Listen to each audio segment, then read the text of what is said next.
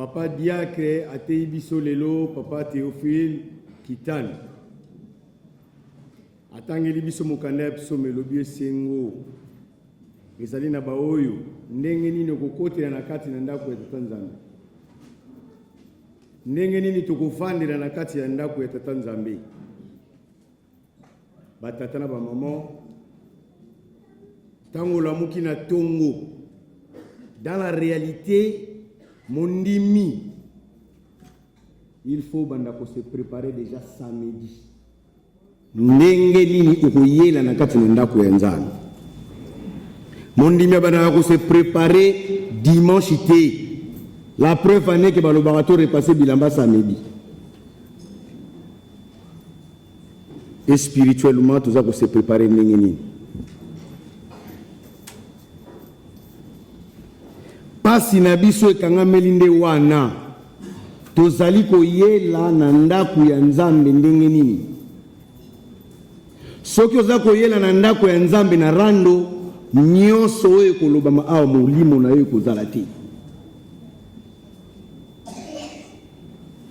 Imagine ndenge tovandi awa na makanisi oyo tozala nango na kati ya mitema, soki ezali ya malamu ou ezali ya mabe, soki okufi tomona bato mosusu basali malaise na kati ya lingomba na paroisse baye kozwela ba pompier akei soki yeli ngai soki yeli yo na minute oyo okokende wapi. Kolata vert blanc ezali synonyme ya kokota bokonzi bwa likolo te. Lelo so okenda Kinshasa okuta ba uniforme na biso bama oteka ngo meme na zalo na ba non cubaniste. Batata na ba maman. Nzambe akosala kati na ngai te. Nzambe akosala kati na yo te soki oyebi ko respecter mibeko oyo Nzambe apesi te.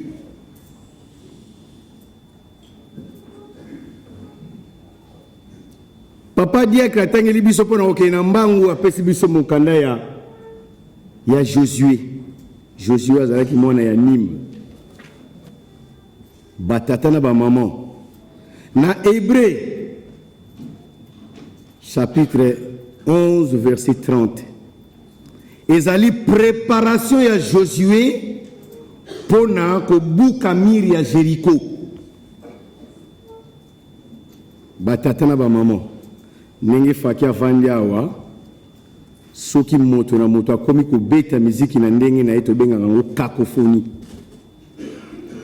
Jéricho ekweyaki po Josué na bana ya Israël bayokaki oyo Josué alobaki ete Nzambe alobi po tokwesa miri oyo tokosala 7 jours ya kotourner miri ya Jéricho.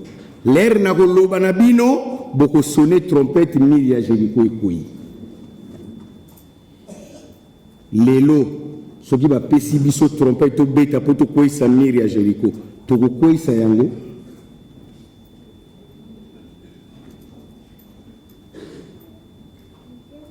Est-ce que to ko kwesa miri ya Jéricho? Batata na ba maman na loba likambo ya Adam awa. Nzambe asali biloko nyonso na mokili asali Adam. Adam tango akomi moto atuni qui suis-je? Ndeko na ngai esika ovani mituna ozali nani? Ozalaka nani to ozali nani? Adam atuni qui suis-je? Nazali nani? Yo ozali nani? Amituni, pourquoi suis-je ici? Oye kosala nini awa? Quel est mon rôle? Mutuna na ya misatu. Rôle na yo zalaka nini? Nazali nani? Nazo sala nini awa? Rôle na ngai ezali nini? Batata na ba maman mituna wana soki tobani ko tuna yango na mituna biso mikolo nyonso tu moto po ya koloba na likambo ako réfléchir.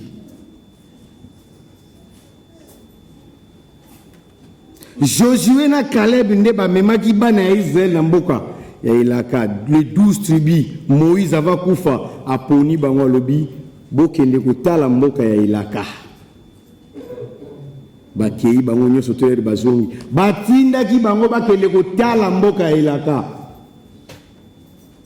Kasi lere baye moto na moto na discours na ye mboka ngo bien mais kasi batu to kuti kuna batindaki bino batu te balobaki bokende kotala lelo moto ate biso alobi likambo ya kokende kokakola liloba ya papa Simon Kimbangu kiangani kasi zali ndenge mona batu batindaki bakende kotala mira bakende kotala mboka ya Elaka. Mais Josué na Caleb a rappelé bato à l'ordre. Nyonso nzambe asaleli biso toso banga kaka bawana na nyonso nzambe asaleli yo boni bakufi na mai bakomi awa te boni bakufi na désert po bakoma awa.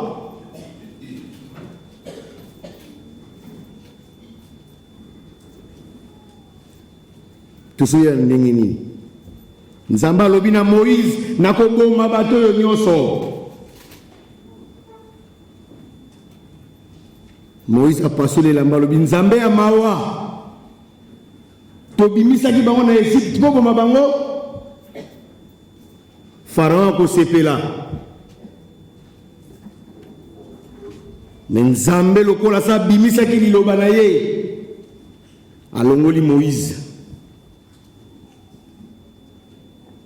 abandi ko boma bango awi ba kokota na mboka Elaka ezali kaka bana oyo babota makina nzela toko kufa batata na ba mama soki toza kozwa likambo ya la légère bakota kite total la papa Simon Kimbangu kiangana lobaki fini la récréation. Makambo ya malamu ozalaki kosala même ya mabe ozalaki kosala so babi fini la récréation même ezalaki bolamu même ezalaki mabe il faut tika mais toujours continuer toujours mituna pété compteur à 0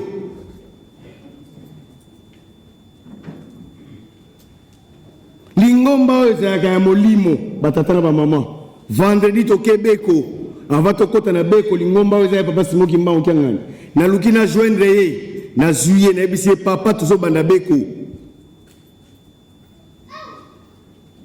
to sololi na maloba ya papa Simon Kimbangu kiangani papa pasteur nguma vandeli maki to leki ibale kaka ndenge wana tokoti masolo mosusu na ye na soirée mama kana zoteya aponi bato misato parmi bato ateyaki mutu moko abeti lisolo yango papa nguma vandeli maki tokolongola ye ndenge nini ye moko suna libonde na ye apesi réponse na bafurumi me ngai papa Simon Kimbangu na apesa ye réponse na masolo kaka bale yango nakomi lokola zoba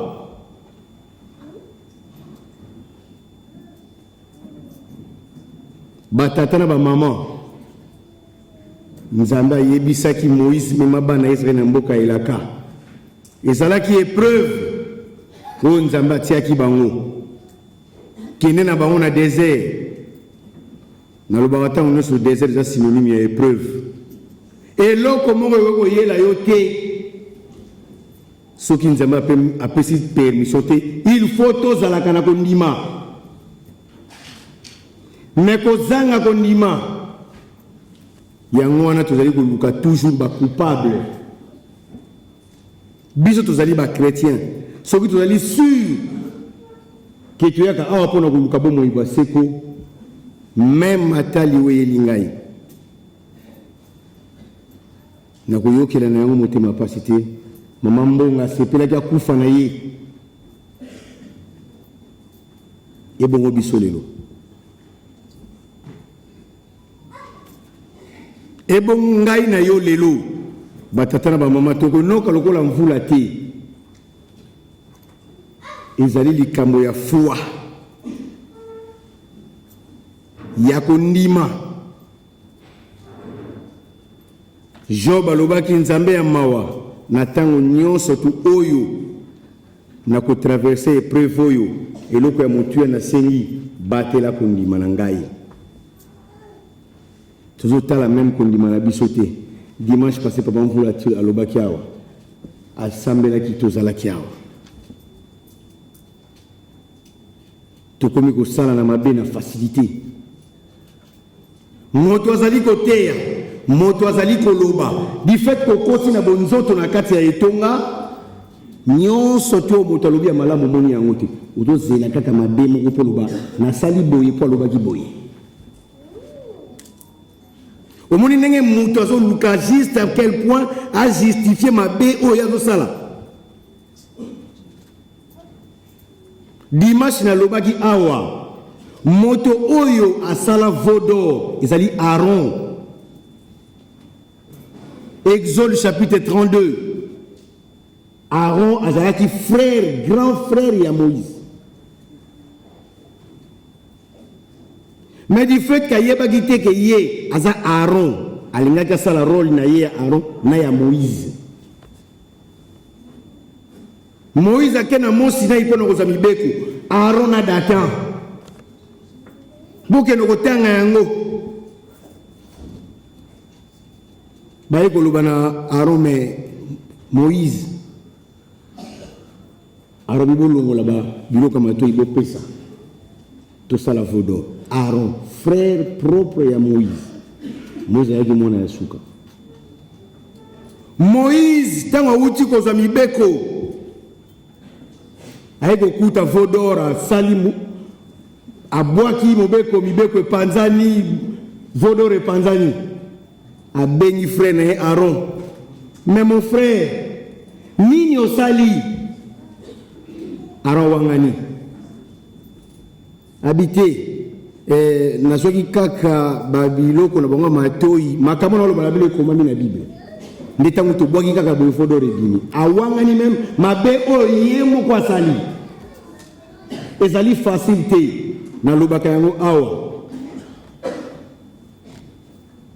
moto azo sala mabe tango kokoma kaka na épreuve ndako yeba na sali mabe kaya bo ma frère na ya bel asereraki compte na yango te na lobela yango awa.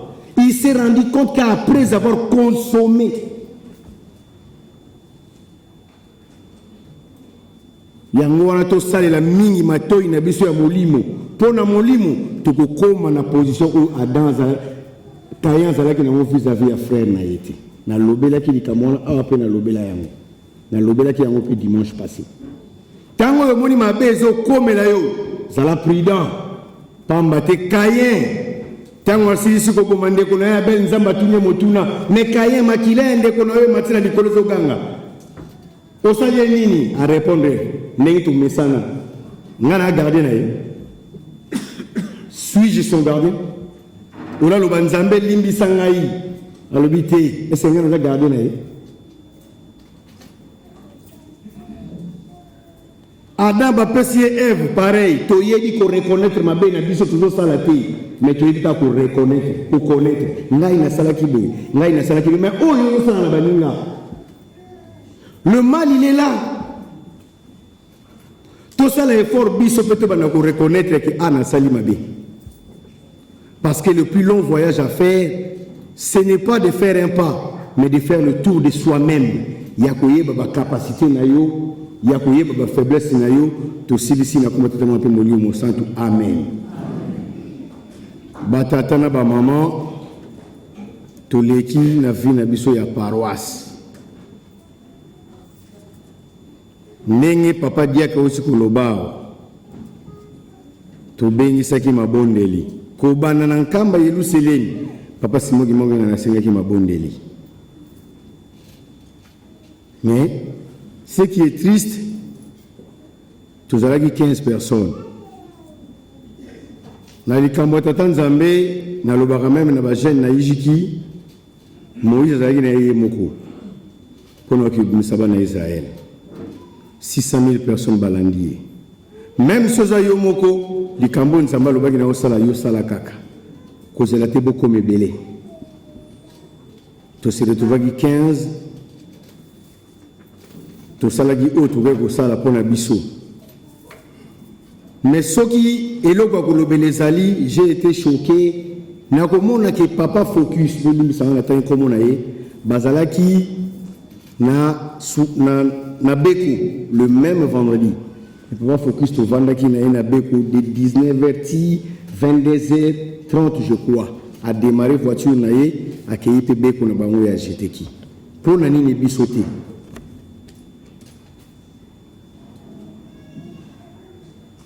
Pour nani ngai na yote. Responsabilité to ba responsabilité o baza ko pesa na biso to sala effort biso moko to za déjà ya ko bongama. Pourtant mo konza bula za ko loba mabondeli mama sambele wa lobi ba réunion mabezo sala. Ba réunion les arabata catholique tiens. Ils ala biso ba kimbangiste. Ba réunion wana soki ezalaka bato ba siège wana soki bato sa dibana bazalaka mais une bonne partie je crois ça la rabaki mangis et on peut pas se mbonga na rappeler la rabiso tout le temps ba réunion ma bezo salema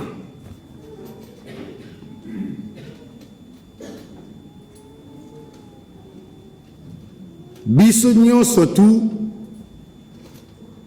tozali ba payate na mikolo uta ikoleka ba le 8 juillet toyokaki ba soupçon na ba murmure ya lukutakana kia biwo zokufa nation zokufa et c'est Pelisaki mokonzi abule atia makamwana en vigueur biso tozali ko relier message pambate tozali ba sali na kati ya ilanga ya papa Simon Kimbangu Kiangani. Soki to lobite makala ya moto ekozala na mitu na biso. Lingomba ezali na modelo etambolaka. Lingomba ezali na mokonzi papa Simon Kimbangu Kiangani azali kotinda biso misala na kobenga papa Costa kotangela biso ba lettre o ezali awa mais avant tanga yango to kosala rappel na ba maman na biso nyonso tu na likambo etali pulaye mikolo likambo pulaye ezali kokusana biso nyonso tutuzawa tosala makasi tosunga contrat oyo ba mama na biso basinyaki na kanisa kusila na mois de décembre yango wana tosala makasi tosunga bango eloko sunalina bendela matoya oyo ezali likambo ya drapeau ya ba pied gauche ezalaka ya ba pied gauche te ezalaka ya lingomba drapeau ezalaka ya lingomba yango wana topeselaka yango respect pamba te ba retour na yango ezali kozonga ezali malamu mingi te soki drapeau ekoti soki nzoto za makasi te oui mais soki nzoto ezali makasi telema mokonzi ya bule nde atiaki yango ayebi pourquoi drapeau eza na symbole makasi yango wana toyekolisa bana drapeau oyo bana ya Israël babikaki na yango tango bakomaki na période banyoka bazali koswa bango bokende kotala histoire wana boko comprendre pourquoi drapeau yango wana toyeba ko respecter soki balobi to telema to telemi ezali très important mapamboli tokozwela ngo awa malédiction mpe tokozwela yango kaka awa bato nyonso to bakoti awa misusu baye mpona kobikisa milimo misusu mpe baye mpona kotala oyo aza faible amemi okei moto na moto azala mayele bakongo baloba walongwe ngango wanu kaizako papa kosa tangena biso ba décision oyo mokonzi abule na kombo ya tata mwana pomoni mosantu tokotanga mokanda ya liboso ekomami boye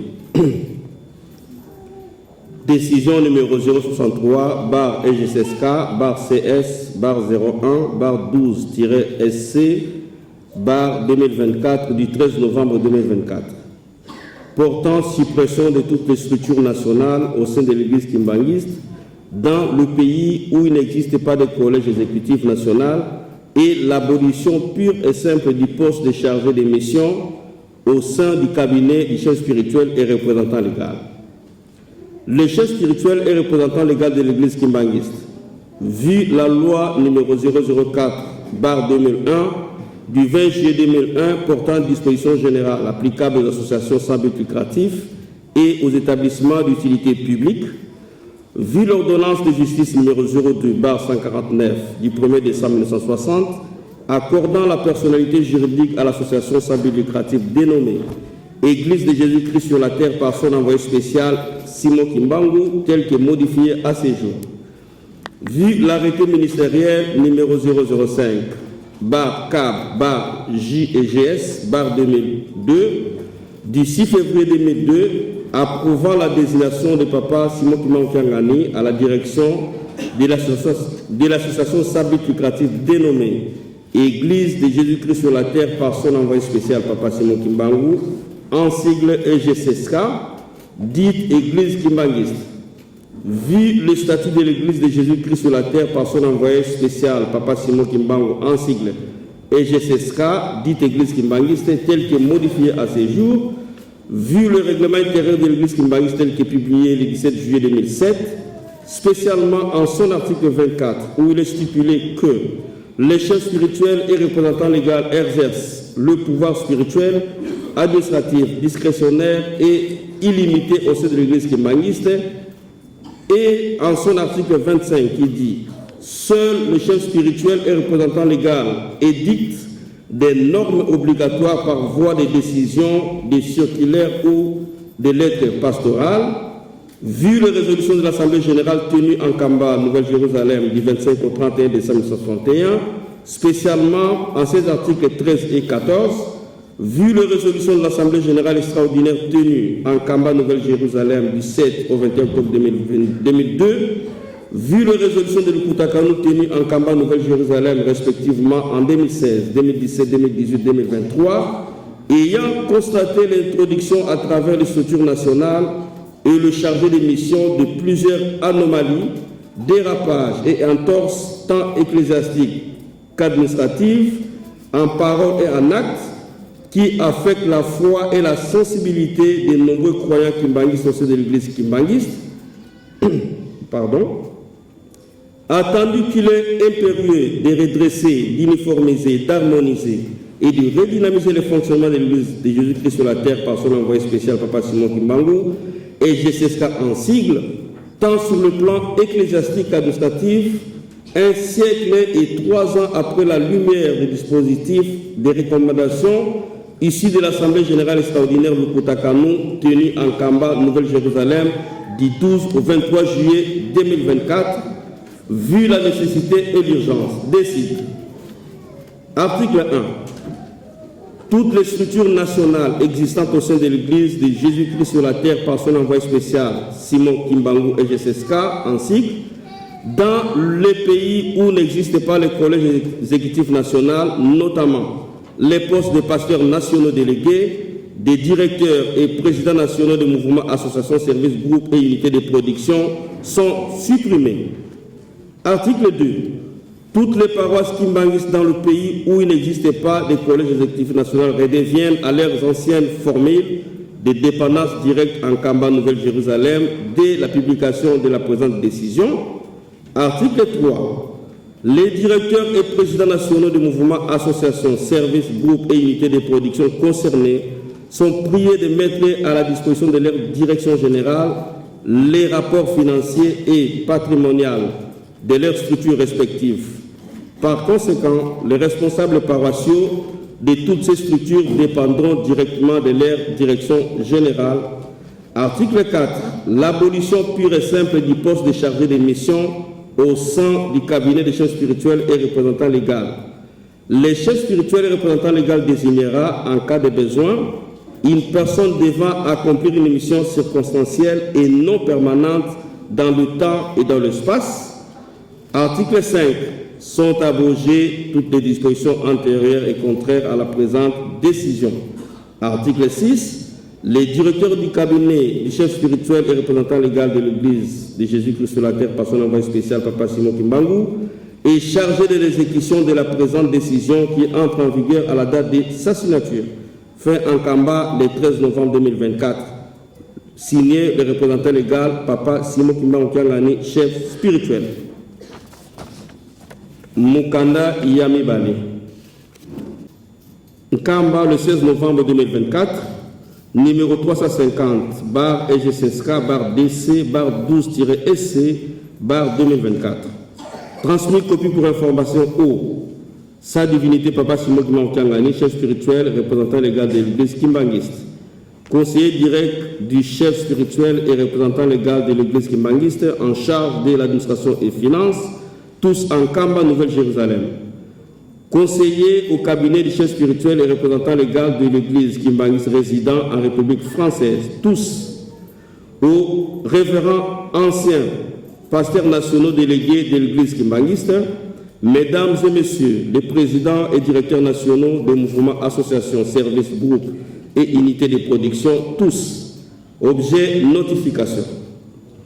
Révérends anciens pasteurs nationaux délégués, au nom du Père, du Fils et du Saint-Esprit, nous venons par la présente vous adresser nos salutations fraternelles et vous informons que Sa Divinité Papa Simon Kiangani, et vous informons que Sa Divinité Papa Simon Kiangani, chef spirituel et représentant légal de l'Église de Jésus-Christ sur la terre par son envoyé spécial, Papa Simon Kimbangu, a décidé de supprimer toutes les structures nationales existantes au sein de l'Église kimbanguiste dans les pays où il n'existe pas de collège exécutif national, notamment les postes de pasteurs nationaux délégués, le président et directeur national des mouvements, associations, services, groupes et unités de production, par sa décision numéro 063 bar EGCSK bar CS bar 01 bar 12-SC bar 2024 du 13 novembre 2024, dont vous trouverez copie en annexe de la présente.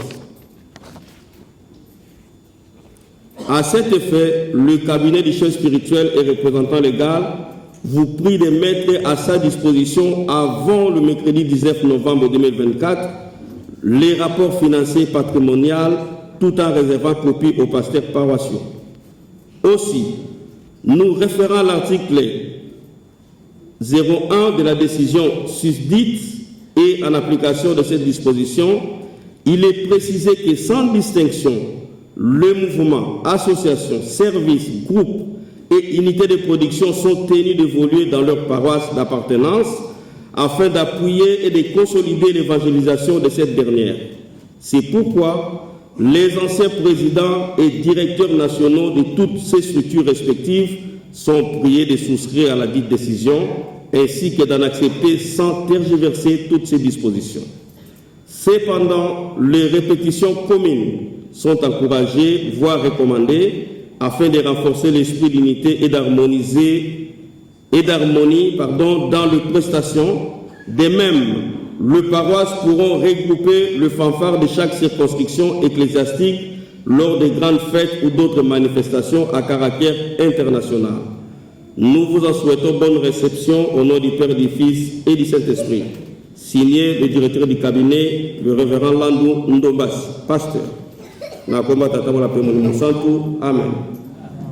Na komba tatamo la pemo mo santu, ba lettre oyo tozana mweza mwebele. Mais tout à l'heure ba benga ngai na libanda pona ko rectifier mo makambo ezalaki na lettre mo ezaliao. Yango wana bomoni tutenka mibale oyo. Biso nyonso tutoyoki. toza pe na commentaire ya kosala te biso totangi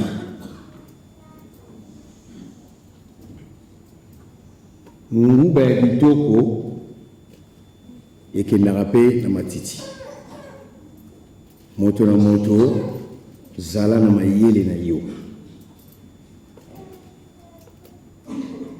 nkamba elobi nini papa Simo Kimbangu Kiangani mpe alobi nini yango wana nde tokolanda yango wana mpe nde tokosalela mpona bomoi na biso na se ya ntango toyaka awa mpo mokolo tokokufa toherite royaume des cieux toyaka awa te mpo tokóma baministre eloko wana totambolaka na yango lisese ya papa Simo Kimbangu Kiangani mpona kosilisa na mboka moko basali recrutement lisese wana pesa biso yango kala bazwi kiti batie bato na libanda bazokota bato bazosala recrutement bavandi na bakiti batie kiti moko na pembeni bato bazokota na ba CV oyenda CV na yo pesi olobi okay mais avant banda recrutement bimili banda moto bavanda na kiti oyo ye wana nde tokoni zoba moko awutaki na ye kotambola amoni bato ebele batelemi na molongo atuni bango bosala nini awa babi baoluka moto na bato na mosala lisese oyo bato mingi bakoyeba yango ye mpe atelemi lokola na aventure azosolola bato azopusana olabima na ye atelemi molongo azopusana ti tour na ye ekoki ntango akoti bato wana batuni ye yo yebi osala nini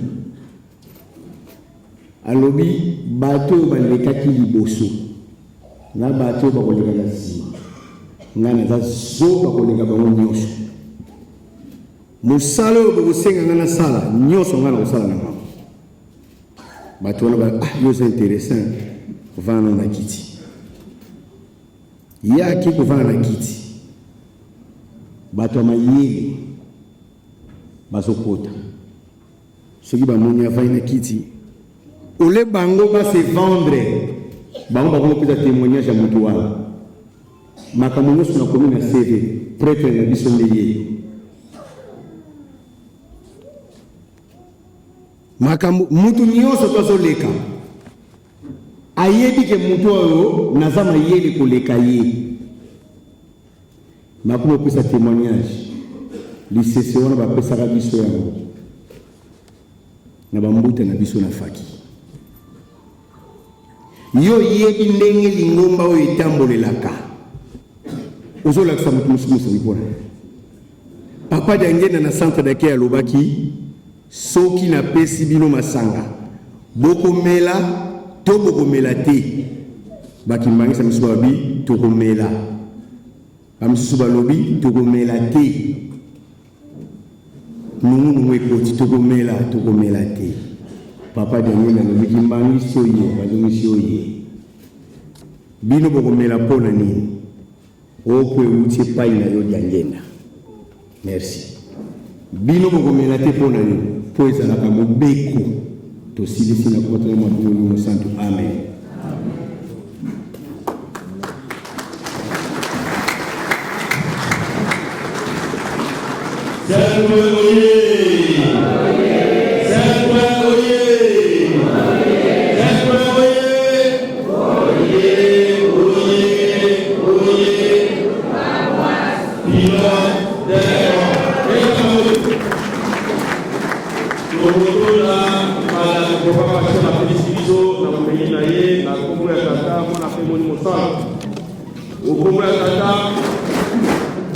ya mwana